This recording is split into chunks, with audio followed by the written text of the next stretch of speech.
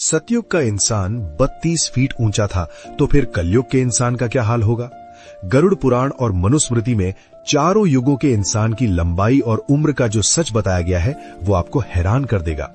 पहला था सतयुग, जिसे सत्य का युग कहा जाता था। शास्त्रों के अनुसार इस समय इंसान की औसत लंबाई 32 फीट होती थी और उम्र 1 लाख साल तक होती थी।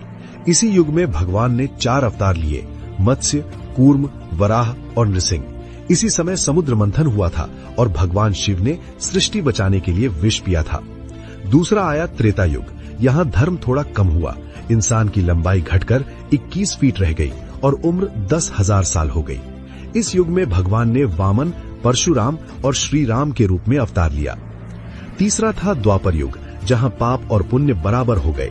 इंसान की लंबाई 11 फीट के आसपास रह गई और उम्र 1000 साल तक सिमट गई। इस युग में भगवान ने श्री कृष्ण और बलराम के रूप में अवतार लिया।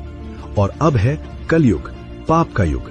यहाँ इंसान की औसत लंबाई सिर्फ 5 से 6 फीट और उम्र घटकर 60 से 70 साल रह गई है। पुराणों में लिखा है कि कलयुग के अंत तक इंसान की उम्र सिर्फ 20 साल रह जाएगी और कद केवल